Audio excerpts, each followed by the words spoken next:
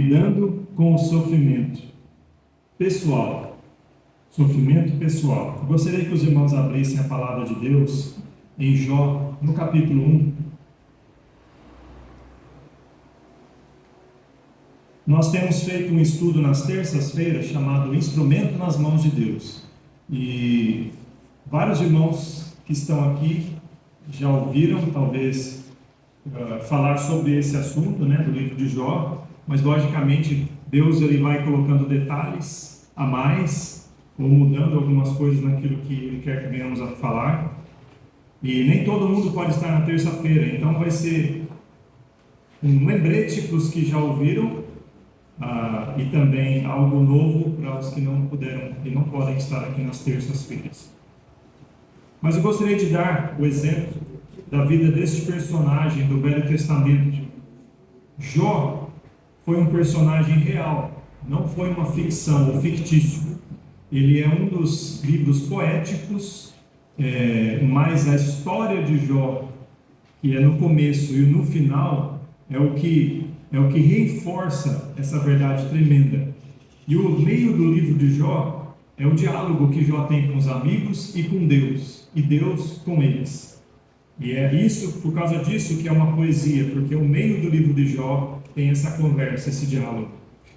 Mas a história de Jó é muito marcante, muito famosa pelo fato dele ser um homem sofredor e paciente. E nós vamos falar com relação ao sofrimento, como nós cristãos hoje podemos lidar e devemos lidar com o sofrimento e ver o que podemos aprender na vida desse personagem, Jó. Este personagem teve os acontecimentos da vida dele mais ou menos na época de Abraão, na época patriarcal. O povo de Israel não é mencionado nesse livro, não existe o povo hebreu, era um período pré-judaico, podemos dizer assim, mas um período patriarcal, onde os pais, o líder, o homem, tomava a liderança, inclusive na área espiritual da família. O local onde acontece essa história é Uz. Não se sabe exatamente onde é essa terra chamada, essa região de Uz. Muitos dizem que era no sudeste do Mar Morto, na região onde identificada como Edom, onde os edomitas se propagaram e construíram cidades. E gostaria de fazer leitura então para falar um pouquinho da introdução da história desse homem, desse personagem. Jó capítulo 1, versículo 1 até o versículo 5.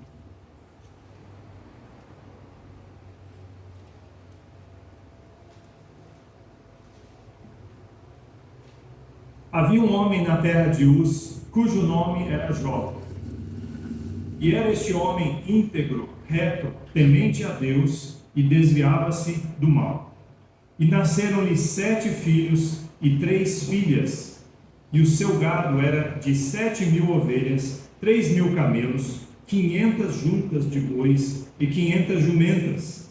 Eram também muitíssimos os servos a seu serviço, de maneira que este homem era maior do que todos os do Oriente. E iam seus filhos à casa uns dos outros, e faziam banquetes, cada um por sua vez, e mandavam convidar as suas 3 irmãs a comerem e beberem com eles.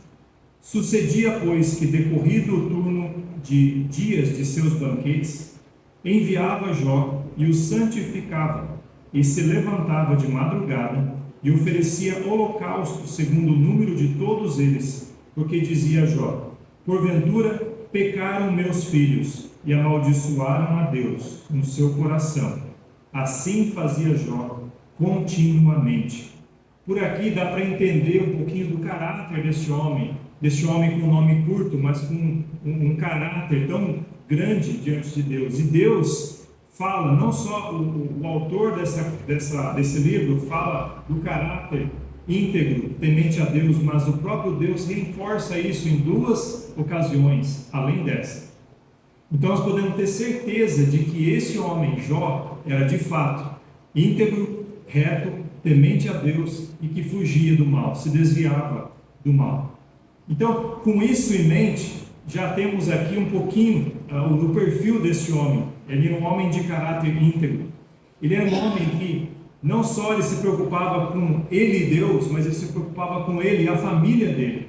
Por quê? Porque diz a palavra que Deus o presenteou com filhos e filhas.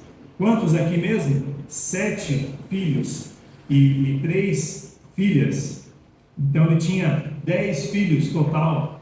E quando os filhos se reuniam, eram filhos que viviam em harmonia, porque não havia aquela divisão. Mesmo naquela sociedade em que o homem era muito valorizado, a mulher não era tão valorizada culturalmente, aqui as irmãs tinham plena comunhão com os irmãos. E faziam festas e convidavam uns aos outros, né? Eram de igual para igual. E Jó, preocupado com os filhos, ele pedia perdão para os filhos. Olha para você ver, irmãos, que temor a Deus, que preocupação em cuidar, em zelar pela sua própria família, em saber se os filhos estavam andando e agradando ao Senhor. Então Jó, além de ser íntegro, era um homem que era sacerdote familiar. A Bíblia fala da esposa de Jó, não menciona o nome dela, capítulo 2, versículo 9 vai falar dela, ela aparece em algum momento ali. Fala também, no versículo que lemos, que ele era um homem próspero, ele era muito, mas muito rico. E nós podemos saber disso por causa da quantidade de animais que ele tinha. Versículo 3, 7.000 ovelhas, 3.000 camelos, 500 juntas de bois, 500 jumentas, muitíssimos servos a seu serviço, para tomar conta, para administrar tudo isso. E era um homem que não somente tinha todas essas posses, mas ele também tinha uma fama muito grande. Ele não era um homem só de dinheiro, mas era um homem de reputação, né? Lá no final do versículo 3 diz: este homem era maior do que todos os do Oriente.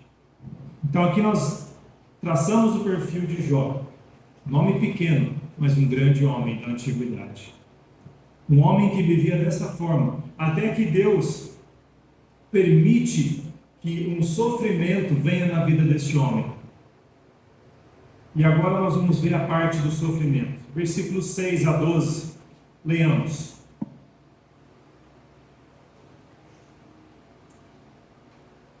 E num dia em que os filhos de Deus vieram apresentar-se perante o Senhor, veio também Satanás entre eles. Então o Senhor disse a Satanás: de onde vens? Satanás respondeu ao Senhor e disse: de rodear a terra e passear por ela. E disse o Senhor a Satanás: observaste tu a meu servo Jó?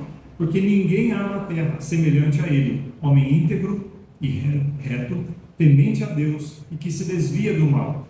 Então respondeu Satanás ao Senhor e disse: porventura teme Jó a Deus em vão?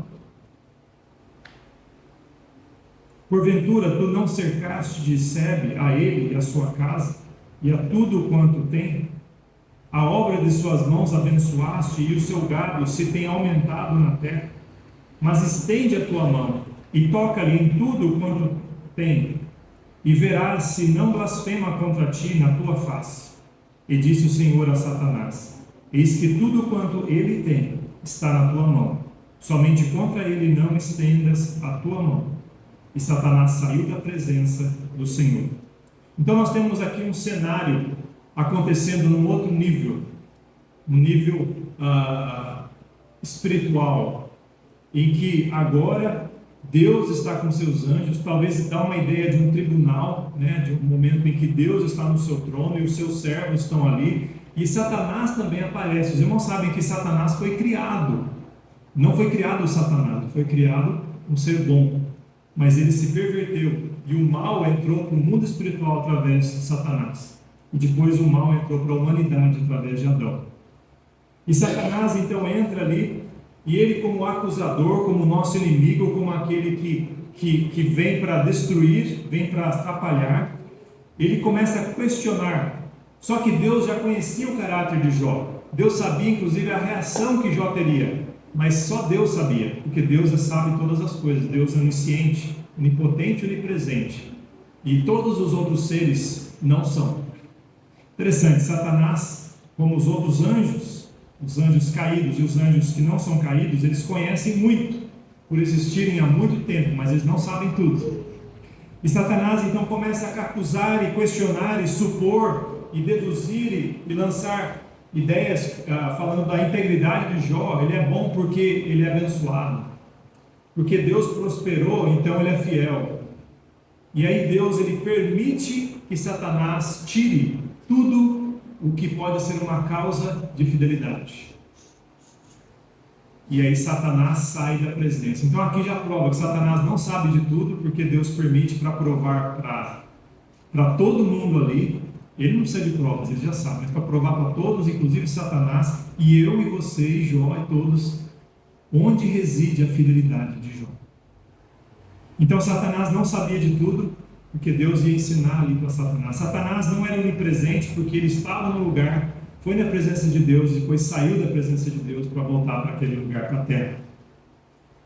E agora Satanás ia agir, ele não é onipotente, ele só age se Deus permitir, e até onde Deus permite. Então nisso, irmãos, eu quero deixar aqui claro que nós confiamos e tememos a Deus, e se você está bem com Deus, você não deve temer o inimigo. Você confia em Deus, faz a vontade de Deus, e Deus vai tomar a frente e nos guardar, nos proteger, ou se Ele permitir que algo venha acontecer, Ele vai nos dar o escape, assim como Ele também deu para Jó. Então aqui nós temos o sofrimento de Jó. Por quê? O que aconteceu aqui? Foi a primeira grande prova. Versículo 13 até o versículo 15. Vou pedir para alguém fazer essa leitura em voz alta, tá bom? Jó 1, 13 a 15.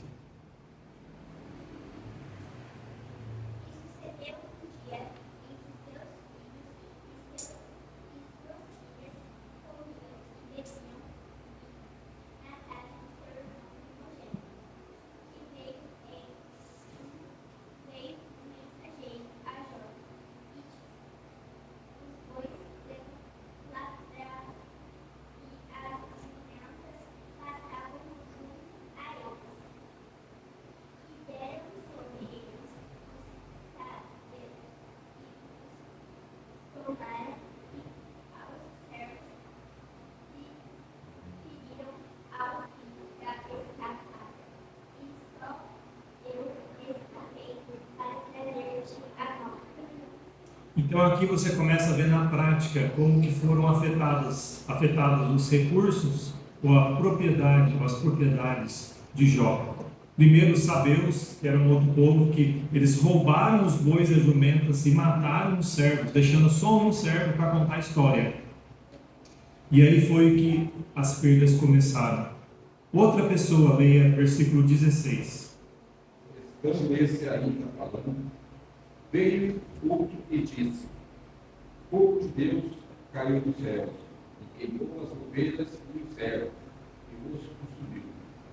Só eu escapei para trazer-te a nós. Agora as ovelhas, através de fogo caído dos céus, e também e os servos foram consumidos, e só um escapou para contar a história. Nós temos agora também o versículo 17. Outra pessoa, por favor.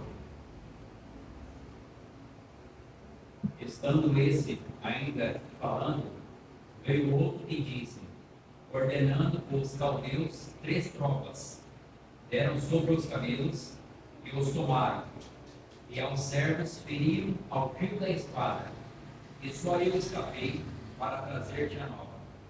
Agora os caldeus vêm, eliminam os servos e os camelos. Interessante que depois que Jó ouviu essas notícias horríveis, ele não reagiu, ele ficou quieto. Interessante, o texto não fala o que ele fez. Ele ouviu, assimilou, e eu acho que nem deu tempo, pelo que o texto fala, na hora que ele estava ouvindo isso, digerindo aquela má notícia, chega outro e traz mais más notícias. Mas agora outra pessoa, leia do 18 e 19. Estando ainda ele falando, veio outro e disse: estando teus filhos e tuas filhas comendo ele tendo vindo em casa de seu irmão primogênito. Eis que um grande vento sobreveio da além do deserto e deu nos 4 cantos da casa, a qual caiu sobre os mancebos e morreram, e só eu escapei para trazer a nova. Então Jó se levantou e rasgou o seu manto, e rasgou a sua cabeça e se lançou em terra, e adorou. Obrigado. Esse outro evento. E agora, depois de ele ouvir essa notícia, ele age. Interessante aqui, irmãos, que foi uma coisa pior que a outra. Uma coisa pior que a outra. Tudo que trazia sustento para a família foi eliminado. Tudo que causava ou tornava Jó o homem mais próspero era eliminado. Agora os filhos são eliminados. A gente sofre, irmãos. Todo mundo sofre. Todo mundo tem a sua cruz aqui. Todo mundo tem a sua cruz. Umas cruzes mais pesadas do que as outras. Mas são cruzes que Deus permite que carregamos, juntamente com a força para carregarmos. Na graça e dependência do Deus fiel, o amor leal de Deus. Mas Jó, depois que ouviu da perda dos filhos, ele age agora como a própria irmã Célia leu. Ele rasgou, ele se levantou, porque até então ele estava só ouvindo e baqueado. Sabe quando você vai receber uma notícia e fala, senta aí que eu vou falar para você. Que é para você não desmaiar, não cair. Então agora ele levanta, rasga o seu manto, rapa a sua cabeça, se lança em terra. Era um costume oriental. E o que ele faz? Adorou a Deus. Adorou a Deus. Caiu por terra tudo que Satanás duvidou e questionou diante dos outros anjos, porque ele de fato era quem Deus disse que ele era. Não era perfeito, mas ele era íntegro. Íntegro quer dizer alguém que é a mesma pessoa, dentro e fora de casa. Alguém que não muda, não põe máscara, que ele é o que é, perto ou longe, na igreja ou fora da igreja, dentro de casa ou fora de casa. Ah, pastor, não tinha igreja na época, eu estou só ilustrando e aplicando aqui. Mas era uma pessoa íntegra, não quer dizer que era perfeita, mas até na sua imperfeição era íntegro. Ele mostrava, ele se colocava na posição de dependente de Deus, temia Deus, se desviava naquilo que tinha diante dele, no esforço que ele podia, ele fugia do lado oposto do mal e não a favor ou em direção ao mal. E o que ele diz no versículo 21? Nu saí do ventre de minha mãe e nu tornarei para lá. O Senhor deu, o Senhor tomou. Bendito seja o nome do Senhor. Irmãos, esse é o louvor mais lindo que existe. Não é um louvor que quando tudo está bonito, quando na época de Natal, a comida é gostosa, aquele cheirinho de pernil, né? Está lá te aguardando, está todo mundo cheirosinho, bonitinho, aí você vem e louva a Deus. É muito bom de fazer isso. Mas é difícil você louvar a Deus quando você perde tudo. Perde o emprego, perde os bens, perde os filhos.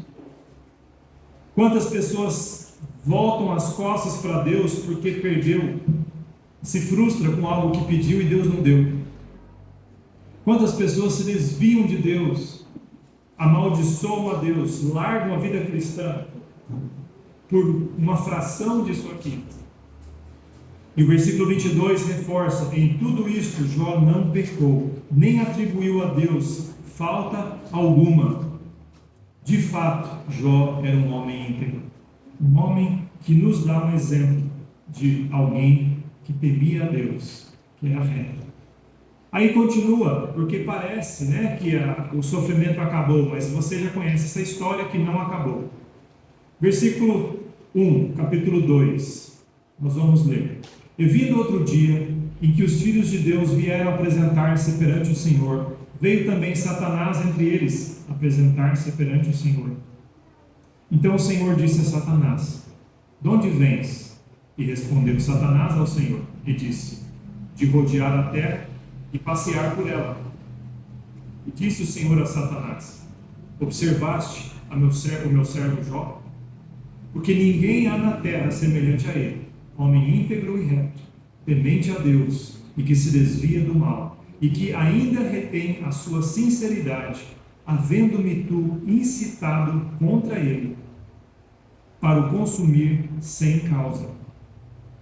Então Satanás respondeu ao Senhor e disse: pele por pele, e tudo quanto o homem tem, dará pela sua vida. Porém, estende a tua mão e toca-lhe nos ossos, na carne, e verás se não blasfema contra ti na tua face. E disse o Senhor a Satanás: eis que ele está na tua mão, porém guarda a sua vida. Então saiu Satanás da presença do Senhor e feriu a Jó de úlceras malignas, desde a planta do pé até o alto da cabeça. E Jó tomou um caco para se raspar com ele, e estava assentado no meio da cinza. Em outros textos do Velho Testamento, menciona em Levítico que aqueles que tinham lepra tinham que sair da cidade, e em lugar afastado tinham que ficar. Jó provavelmente estava no local onde era um monturo de esterco, onde se queimava para se fazer cinza, e era fora da cidade. Alguns podem dizer, mas ele não vivia na cultura hebraica, aqui é pré-judaicos, mas esse costume era antigo. Os hebreus não criaram isso, já adotaram isso de civilizações anteriores. Na época dos patriarcas já era algo conhecido de se afastar. Não se sabe se o que Jó tinha era algo contagioso, era algo que pegava, era tão desconhecido e único que o fato era de que ele provavelmente ficou fora da cidade, sofrendo, sem nada, sem os filhos. E para piorar, aconteceu de um problema conjugal, versículo 9 e 10. Alguém lê em voz alta, por favor. Então, sua mulher lhe disse: a inteligência da sociedade abençoa a Deus e morre. Porém, ele lhe disse: não fala de qualquer coisa, fala tudo, se veremos o bem de Deus e não receberíamos o mal, e tudo isso não pegou Jó dos seus lábios. Eu sei que é pesada essa história, irmãos, uma calamidade atrás da outra, mas a gente gosta só de ouvir coisas boas muitas vezes, só boas notícias, né? Uma massagenzinha no nosso ego, na nossa alma. A gente precisa ouvir, irmãos, da realidade.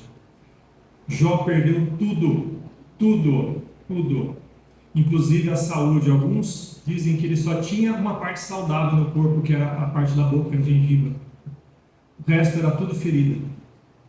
E doía tanto, então a carne ficava criando pus e ferida, doendo, e com caco ele raspava, com uma coceira constante. E imagina a situação, ainda chega a esposa de Jó para ele, e basicamente dizendo: você ainda é fiel, amaldiçoa a Deus para ele te exterminar, para ele acabar com você, para você morrer de uma vez. Que conselho! Ao invés de um apoio, um empurrão para desobedecer a Deus e para largar da integridade. Então, ali com certeza ela fez algo muito errado. Nós falamos na terça que devemos ser pacientes até com mulheres de Jó, porque por ignorância fala-se essas coisas. Porque se ela conhecesse, tivesse uma intimidade profunda com Deus, assim como Jó tivesse, essas palavras não seriam na boca dela. Mas talvez porque ela estava numa situação muito difícil, ela perdeu os filhos também, não foi só Jó. Já pensou, irmão? Se coloca no lugar da mulher de Jó. Perdeu todos os filhos, perdeu todos os bens, e ela dependia disso para a subsistência dela. E quase perdeu o marido, estava a ponto de perder o marido. Então talvez o que ela falou foi aquele grito da alma. Sabe aquela coisa que você quer falar para Deus, e você só fala em particular, só quando você desabafa com Deus?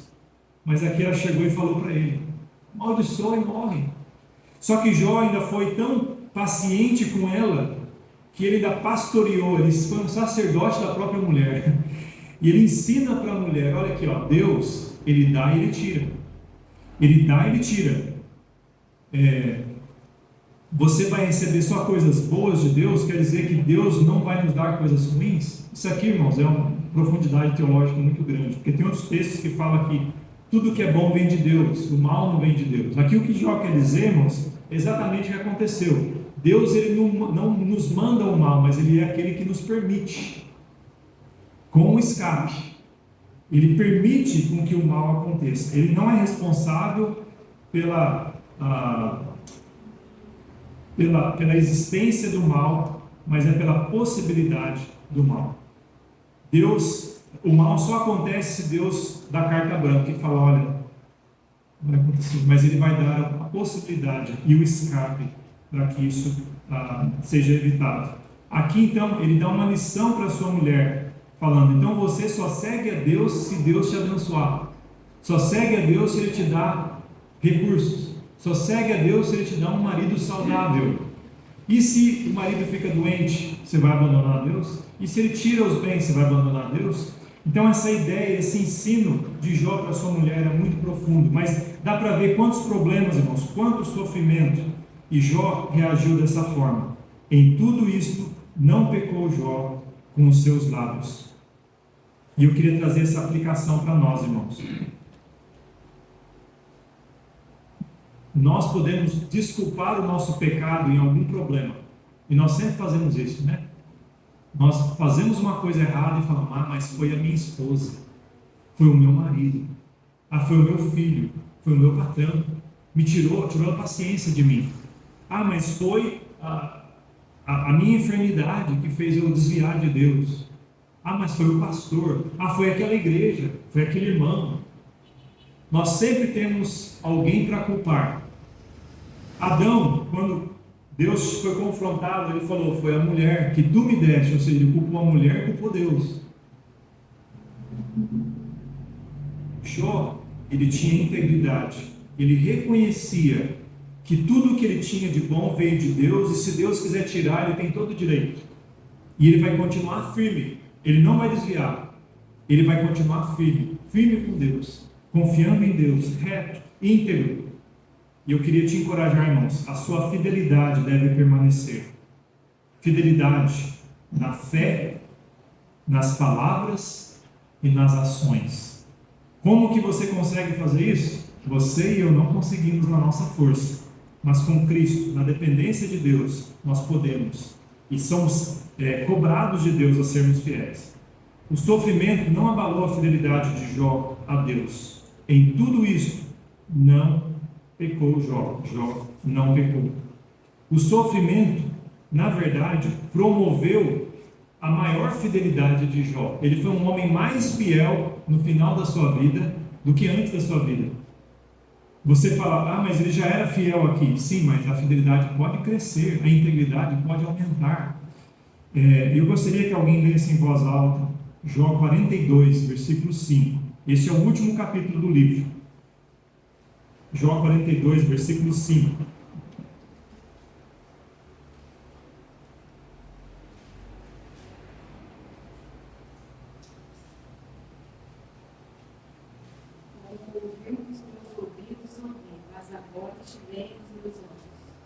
Jó reconhece que lá no começo, antes de ele perder tudo, ele já era fiel, ele já era íntegro, já era reto.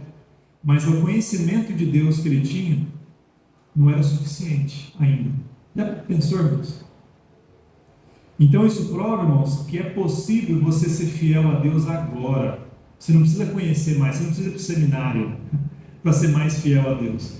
Você pode, numa fé simples e pura, numa fé que acabou de brotar, você ser reto e íntegro, temente a Deus e desviar do mal. É possível fazer isso. Por isso que quando você prega o Evangelho para alguém arrepende do pecado e aceita Jesus como Salvador, é requerido dessa pessoa que ela viva em novidade de vida, amém, irmãos? Ou seja, que ela largue o pecado, largue o mal. Mas a pessoa tem vícios, vai ser difícil? Não quer dizer que é fácil. Mas Deus dá tudo para a pessoa andar com Ele. Deus capacita, Deus dá forças e Deus requer de nós. Jó, depois que ele perdeu tudo, depois que os amigos vieram, questionaram a fé de Jó, duvidaram do porquê, ou acharam, deduziram o porquê que ele estava sofrendo. Jó ouviu tudo isso. Deus chega e repreende os amigos de Jó, repreende o próprio Jó. Deus nunca respondeu as perguntas de Jó, irmão. Interessante isso.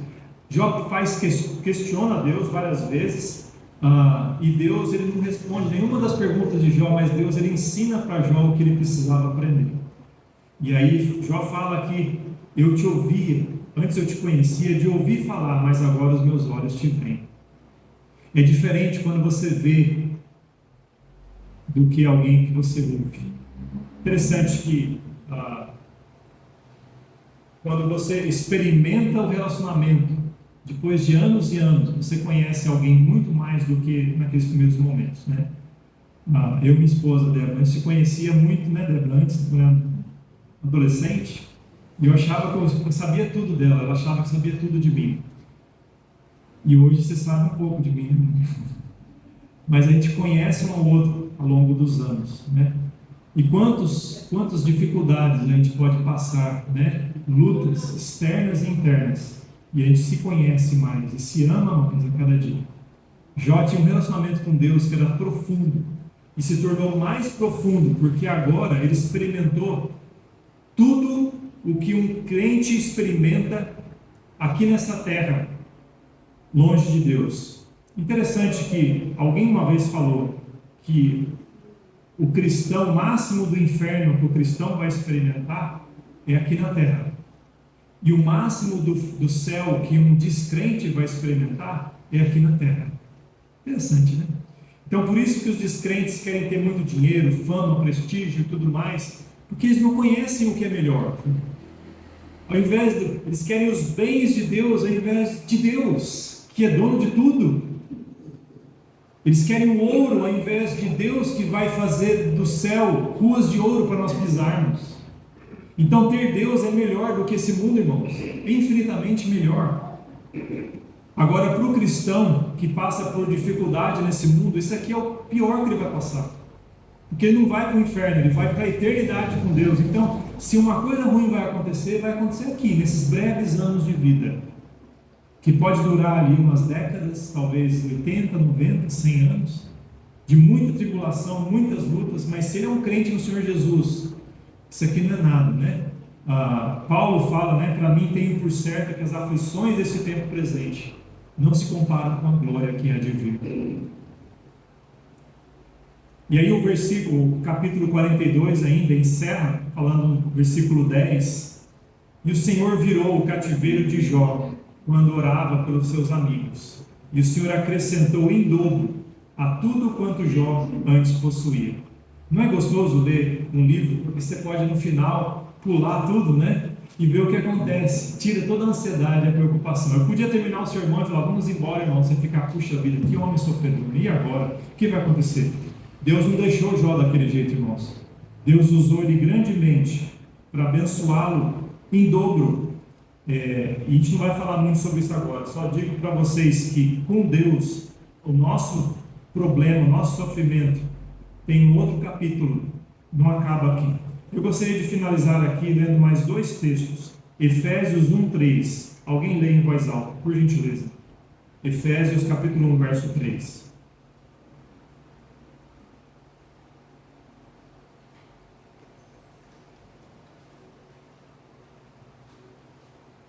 Eu não tenho esse texto de Efésios na projetor, tá?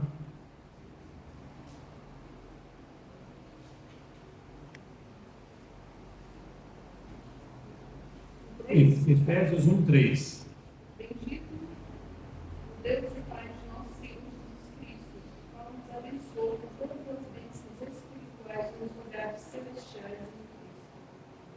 Na contramão da teologia da prosperidade, que diz que o cristão merece bênçãos materiais, e aquele cristão que não tem é porque está andando errado com Deus, é a mesma linha de pensamento dos amigos de Jó. Você está sofrendo porque você fez alguma coisa errada. E Deus repreendeu os amigos de Jó. E Deus fala, a vida é muito maior do que você acha. Você acha que isso aqui é vida, que ter prestígio, que ter bens, isso é vida. E Deus revela o que é vida, o que é o valor da vida durante o livro de Jó, no decorrer do livro de Jó. E nós que já temos Jesus como Salvador, podemos agora, mesmo sem termos o que nós sonhamos, talvez trabalhamos materialmente, dizer isso aqui que acabou de ser lido. Bendito Deus e Pai de nosso Senhor Jesus Cristo, o qual nos abençoou com todas as bênçãos espirituais nos lugares celestiais em Cristo. Irmãos, você sabe o que te aguarda no céu? Você não tem como saber. Você tem como deduzir ou imaginar lendo as Escrituras, mas só vai saber a hora que chegar lá.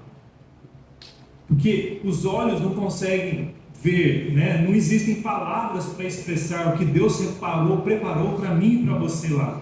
Tudo isso por causa de Jesus Cristo. Se você depositou sua fé em Jesus, isso é seu. ninguém vai tomar, ninguém vai tirar. O ladrão não vai roubar, o temporal não vai destruir, como aconteceu na história aqui, que Satanás fez aquilo acontecer. Isso não vai acontecer, irmãos. Tudo que Deus tem preparado para nós é guardado, é protegido e é eterno em Cristo. Então você pode ter certeza, você está com Deus, você tem tudo. Amém? Você tem tudo, você tem tudo, eu tenho tudo. Não quer dizer que você não se esforça aqui nessa terra, né? Que você vende tudo que tem e fica no topo da montanha esperando Cristo voltar. Não é assim, irmãos. Enquanto Cristo não volta, vamos trabalhar, vamos dar bom exemplo como patrão, vamos ser um ótimo marido, ótima esposa, vamos ser cristãos que testemunham da nossa fé, para que mais pessoas se juntem a essa família. Mas a nossa fé, os nossos olhos estão no que é maior. Agora o último texto, 2 Coríntios 4, 16 a 18. Esse texto, para finalizar, é o texto que nós fizemos a leitura, que o irmão Roberto leu aqui no início. 2 Coríntios 4, 18, 16 a 18.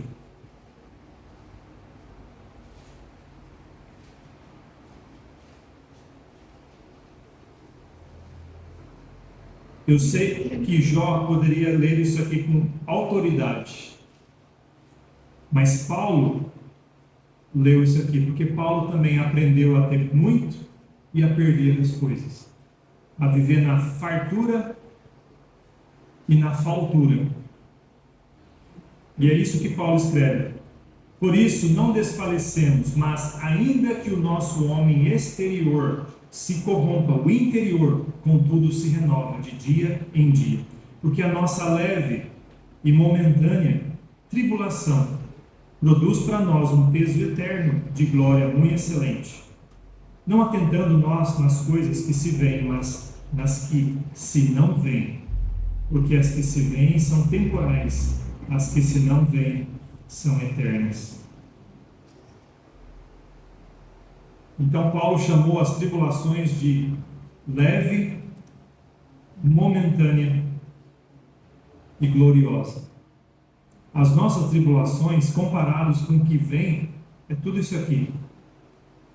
E as tribulações, elas produzem para nós um peso eterno de glória, ou seja, Deus ele usa a tribulação como um fogo que depura a nossa vida, que deixa só o que vale ali, que testa o nosso caráter, que faz a integridade aparecer sozinha, porque tudo o resto é distração. Então, Satanás viu, os anjos viram, os amigos de Jó viram, Jó mesmo viu, todos nós vemos que de fato Jó era quem Deus disse que ele era, um homem íntegro, reto, temente a Deus e que se desvia do mal. Eu queria fazer essas últimas perguntas para você. Na verdade, esse desafio de no sofrimento, ao invés de desconfiar de Deus, de questionar Deus, de ter medo, né, de que se Deus está sendo justo com você, confia em Deus, confiemos em Deus. Deus sabe o que está fazendo, ou o que está permitindo. Ele sempre sabe. No sofrimento, ao invés de virarmos as costas para Deus, de abandonarmos a Deus, como a mulher de Jó disse, nos aproximemos de Deus, fiquemos mais perto de Deus, oremos mais, leamos mais a Bíblia na hora que você perde as coisas. Vai mais na igreja, vai mais nos cultos, não deixa de ir não. Adore a Deus como Jó fez, ao invés de ele ficar reclamando e dizendo para todo mundo com uma vida injusta, ele falou: bendito seja o nome do Senhor, e proclame a Deus. Jó fez isso com a mulher dele, ele falou: olha, Deus ele dá e Deus tira. Então é uma oportunidade de nós mostrarmos para as pessoas: olha, dói, é difícil, mas Deus é Deus, Ele tem o direito de fazer o que Ele quer. Essa vida já é um lucro, estarmos vivos já é um milagre, essa vida é uma bênção, a graça de Deus nos mantém aqui. Então, com gratidão, vamos proclamar esse Deus, e Deus nos ama tanto que Ele providenciou o meio de termos para a eternidade tudo que nunca vai perecer em Jesus Cristo. Cresçamos na fé, em obediência a Deus. Gostaria que você fechasse seus olhos, baixasse a sua cabeça. Senhor Deus, obrigado pela vida de Jó, que nos ensina como lidarmos com o sofrimento pessoal. Ajuda-nos, Senhor Deus, a lembrarmos da dor deste homem, mas muito mais que isso, lembrarmos da reação dele. Um homem que se aproximou do Senhor, que te buscou, que confiou, que cresceu na confiança do Senhor. Senhor, ajude cada irmão e irmã aqui que está passando por lutas, que o Senhor sabe, seja na saúde,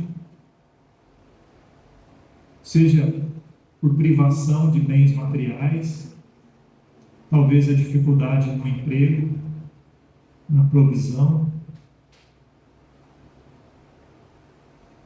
Senhor, ajude cada um aqui, Senhor Deus, na sua realidade. Seja num conflito familiar, o Senhor sabe. Ajude a sermos homens e mulheres que nos preocupam tanto em estar bem com o Senhor, em ser uma bênção aos que estão à nossa volta, seja nosso cônjuge, nossos filhos. Pessoas que se preocupam em agradar ao Senhor acima de tudo. Ajuda a sermos pessoas assim. E sabemos que seremos e somos assim quando nós estamos aos pés da cruz. Senhor, ajude cada um aqui nessa realidade. Em nome de Jesus. Amém. Talvez você está aqui, Deus falou com você pela palavra de Deus. Simplesmente com os olhos fechados ainda. Levante sua mão, pastor, ore por mim. Amém. Eu quero ser fiel, eu quero ser íntegro, reto, desviar-me do mal. Pastor, ore por mim. Amém. Eu quero fazer isso para Deus, não para ninguém mais. Que Deus te ajude. Dê a graça necessária para isso. Talvez você está aqui e você nunca aceitou Jesus. Você precisa crer em Jesus como seu Salvador. Nunca fez isso. Você quer fazer hoje à noite. Levante sua mão. Pastor. Amém.